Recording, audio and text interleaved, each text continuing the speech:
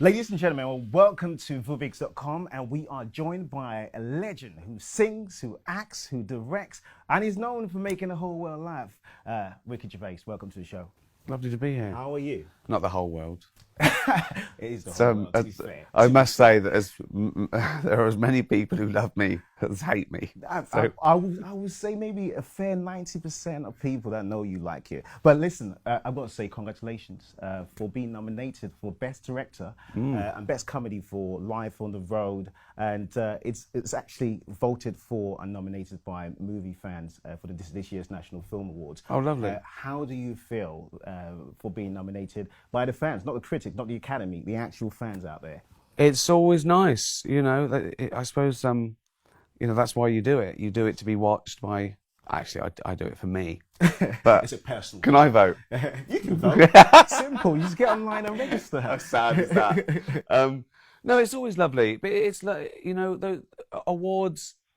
You know, you sort of tell yourself they don't mean anything, and they sort of don't, because there are many, many great films that don't win awards, and you know, some that people don't like that do. It's so subjective, but it's always nice to be remembered. It's always nice to be in the gang. Do you know what I mean? And it's always nice when you actually put so much work into something and people actually appreciate.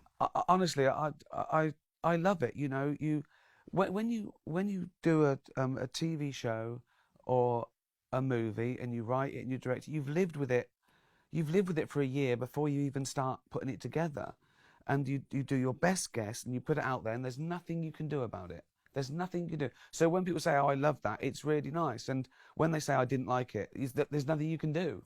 You know, you go, it's Move done. on to the next one. Exactly, I'm on to the next thing. But that's never your problem, though. well, I'm always doing more than one thing at once, just in case, you know, to keep me interested before I die. But you know, it's listen. People like hearing nice things about their work. That will never change. You know, you mustn't let it change you. You mustn't ever second guess. You mustn't think, what did they like about the last one? I'll do that again. I never do that. You know, I always So you don't from care scratch. what anyone thinks. You just do. It's just your ideas. It's just creative ideas. You know, again, I think that sounds very arrogant. I don't care what anyone thinks. I'd rather people liked my work than not like it. I see what you mean. But if they don't like it, I can't do anything about it, and I won't change it because someone doesn't like it. Because if you hear someone didn't like it and you change it, someone who did like it won't like it now. There you go. You can't win. You can't please everyone. You have to just please yourself, and that sounds very arrogant. No, that doesn't just sound arrogant. That sounds very sexual. Just pleasing yourself. Well, yeah, it's a bit selfish, isn't it? No, but because it's the only thing you know. You only know if you think it's good or not. You don't. Yeah, you that's can't. true. You can't get it. You can't get it right for everyone. And if you try to please everyone, you'll end up doing something, I think, quite safe and anodyne. And you know, I think innovation suffers if you try and. People get scared, and that's why they make the same movie as last week and the week before. Part 2, Part 3, Part 4. Yeah, and so I just think you've got to do it for you and how you feel at that time. It also feels that when I say, "Oh, I wouldn't change anything. I had a great time doing it," people think you mean it was perfect. Well, I don't mean it was perfect. I mean I couldn't have had a better time, and it turned out like I wanted. At that point, Of course. and you've just got to keep doing You don't that. believe in perfection. Perfection doesn't exist. That doesn't exist, right? You change your mind. Yes. Yeah. You know, yeah. even think that I didn't create, I don't like anymore, or I do like things. You know, take David Bowie. My favourite album changes every year. Yeah.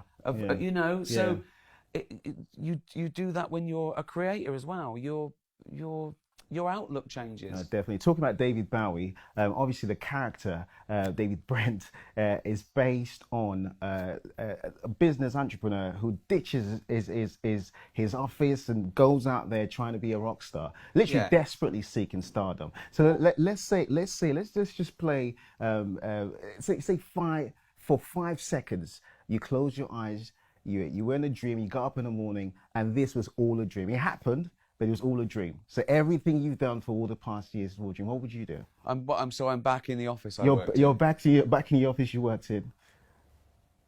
I'd think. Well, it's good and bad, isn't it? Because if none of this happened, right, and I'm back in the office I worked in, I'm also 35 again, which is so I've got I've got 20 years back, and I'd probably think, oh, that's a good idea. I should be a comedian. In my dream, I was really good at it. You've seen it all. So I think that would be a good dream. Because I just go, oh, and then go, oh, though. Well, I also dreamt I had a bad back, and I ached, and I was 55. So you just get back on I the always game. look at the positive. I I always look at the positive. Positive mental attitude. I have actually thought of that. I have actually thought yeah. of that this did come out of nowhere. You know, Because sometimes you see what you've achieved, right? Yeah. And we interview a lot of people, and they say the same thing. They say it sometimes feels like a dream. Like they've gone through so much, they've achieved so much, and you sit back and you look at it, and you think it almost feels impossible. Well, I also remember that sort of thing when. Because we were saying you do it for yourself, and it's lovely to be nominated, and you know you have to read criticism, and all those things go in, and then and I think about it, I think if someone did say like 20 years ago you're in an average job, but you could be a globally successful comedian, you could travel the world, you could write what you want, you could win awards, you could have a lovely house, but now and again, someone on a blog will say something nasty about you. When you think of that, you think, bring it on. Bring it on. Do you know what I mean? I want to tell people when they say about, does criticism hurt you? I think, cares? No, because it's virtual. Yeah, of course. It's online. It doesn't it doesn't exist at all. Yeah. So I sort of do pinch myself, that it happened all. It happened late in life, you know. I would think I was 37, 38 when I started even thinking about The Office, and then it sort of all happened from there. And I sort of grabbed it and hung on. Amazing, you know amazing. What I mean? Now, talking about award ceremonies, obviously you're nominated for National Film Awards, but you are known for hosting several award ceremonies, especially Golden Globes in America. Yeah. And in fact, your hardcore roasting of celebrities made you known as the most feared comedian in America. Which I don't understand. Well, I don't understand either, because they're I no was more shocked. human beings. I was shocked right? when I first went to Hollywood, Yeah. and there's all these amazing. When I was, I wasn't really known there, but I think I won a couple of Golden Globes for The Office, and these mega stars worried about what people thought of them, and I was thinking, really? You don't have to worry about anything. You've got everything. I know. What's the point? And I kept that with me. Yeah, that but I didn't think that bad. I don't think you did it. I teased them. I just think they hadn't seen it before. They've never been directly roasted like they expect, except they're paid to be roasted. Well, I think that was it. I think they're very insecure. They're very nervous. They're worried about their image. They think that one line can destroy them. You know, no one wants to be the butt of the joke, but I don't think they were. I went after their behaviours. I did feel sorry for Mel Gibson, though. I mean, well, yeah, but then again, the drink joke was. Yeah, but then it's like I wasn't judging him on that. I drink, I get drunk. Yeah. It's just that he did it publicly, and I teased him about it, but I don't think I said anything that bad. No, I don't in think fact, so I said either. I like a drink as much as the next man, unless the next man is Mel Gibson. Well, well, that's factual. And it was confronting the elephant in the room. It just broke, and that was that big scandal. But actually, and I mean, what would I have said to him? Here comes the director of Braveheart. It would have been an odd introduction. It's like I was just having fun with these guys. That makes sense. Makes sense. Do you know what we were thinking? If you were to host, say, the National Film Awards, and you had to introduce Donald Trump on stage, for example, what would you say? Oh, what would be your introduction? You've really brought the tone down. What would be your introduction? Oh, God. It's an odd one, that, isn't it? That could be the introduction. That's it. He is an odd one. That's what you got to say. That could be the introduction. Oh my God! I don't know what I'd do in that position. I mean, I think I'd have to seize the day. And again, I couldn't go, please welcome the President of the United States. No. It's not so normal. I think I'd have to go for it. But then again, it's difficult politics, because I've always kept talking about it now. They are. Plumbers are talking about it. Barbers are talking about it. Celebrities. I have never been political. I wasn't Same here. political Yeah. for until 4 months ago, Yeah. and now it's the only thing I talk about. I get up in the morning and I can't wait for him to get up and tweet. Well, I cannot wait. same It's my here. it's amazing. It's just what's he gonna say? Which is it's mental. It's like we've got a celebrity running the biggest country in the world. But say no more. It's a say no president, more. a president getting into the Twitter wars with Arnold Schwarzenegger. It's Crazy. bizarre. It's off the scale. Think of that a few years ago. I mean, it's unimaginable. But I still try and keep the politics out of funny. Whatever side you're on, if a joke gets a round of applause because people just agree with it, Yeah. I think it loses some of its comedic credibility because it's rallying. Yeah. It's the same reason I don't like, those 70s racist comics. Yeah, yeah.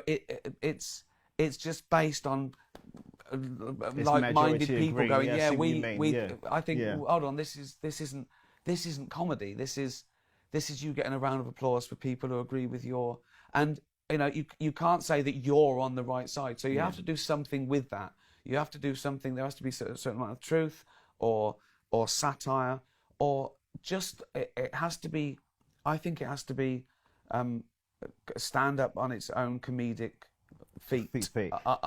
So No, I try not to get with into things it, like the yeah. Golden Globes, though. The good thing about those jokes are they're clearly bespoke. I couldn't use them again. They're for see that what you night, mean. and it's Yeah. nice to write little one-liners, Yeah, which I don't yeah. do in my stand-up or TV because people don't speak like that. Mm. So it's nice to do that sort of old-fashioned roasting sort of one-liner comedy. Definitely. Now, Ricky, you are known for creatively thinking outside the box. I mean, in all your films, it's the storylines. No one knows where it's going, and it always goes some. It literally is outside the box thinking. The question is, how do you come up with your ideas? I think a bizarre answer is I don't. You can't help having an idea. You either have it or you don't. You can't sit down and think, I want to have an idea about, it's either there or it isn't. And so it comes when you're relaxed. My ideas come when I'm on a plane and my phone isn't on and I'm not doing admin. In a day, I think people don't realise that when you sort of do it all yourself and you're a comedian and you write your own gags and you write your own TV shows and films and you do your own press, the bigger you get, the more admin is produced. No, so true, yeah. if people think that I write for 8 hours a day, they're way out. I write for 5 minutes a day and the rest is admin. Wow. Because of all the things, You have to do on the business side of things. Yeah. So when I have my ideas, if I'm not working on something, and a lot of it's procedural, a lot of it is just banging it out and doing it and then honing it. Inspiration is quite rare. Do you work better during the early hours of the morning? No, I don't. No? I don't. I just want to have a coffee and Sleep. and say, come on, Donald, tweet. But I'm easily distracted. This is why my office is like this, because I'm like a toddler. I want to do 5 things at once. I paint and I've got 2 on the go, and it's the way that my brain works. I have to download things, and so when I'm not working on, literally just working on something very specific, I'm doing admin and stuff. So planes are good. I can't have the phone going. No one can call me. You can be there on your own and just do your I can thing. just think. Yeah. I do think the altitude helps. The free champagne. Free champagne always helps. And going for a jog. When I go for a jog, you go there and you suddenly get into a mode where you're just thinking, and that's when a idea comes. It can be the idea for an end of a movie or a title, a pun. It can be a routine about something, like a joke. I think, oh, that's a great thing, and I get an adrenaline rush. I think that's a great idea. Nothing gives me an adrenaline rush like the initial idea, and then it's how little you ruin it. I go home and I go to Jane. Oh, what do you think of this joke? And she says, please don't say that in public. So, see you, mate. So, listen, Ricky, we're going to play a little game, a quick game, all right? Just anything that comes in your head, just say it, right? Oh, God. It's called Top 5, right? Right. Vulvic's Top 5. Top 5 best comedians of all time. Anything that comes in your head. Louis C.K. Yeah. Laurel and Hardy are my favourite. I know you probably mean stand-up. Could be anything. Larry David, Yeah. Richard Pryor, more. Patrice O'Neill. Amazing. How many is that? That's 5. Okay. That's 5. Top 5 best films of all time. Godfather 1, Amazing. 2, One Flew Over the Cuckoo's Nest. Amazing. Casablanca. Don't forget Life on the Road. Life on the Road. There you go. How embarrassing. There you go. He made me say that. I helped you say it. I don't think Life on the Road is in the top 5 films of all time. It might be in personal choice. Yeah, no, it's I love things like I'd say Godfather. Is my favourite film of all time. Yeah. Ricky Gervais, thank you so much, and congratulations again for your nominations. Thank you. Look forward to seeing you soon. Thank you very much. Thank you. Pleasure. Thank you. Cheers, man. Thank you.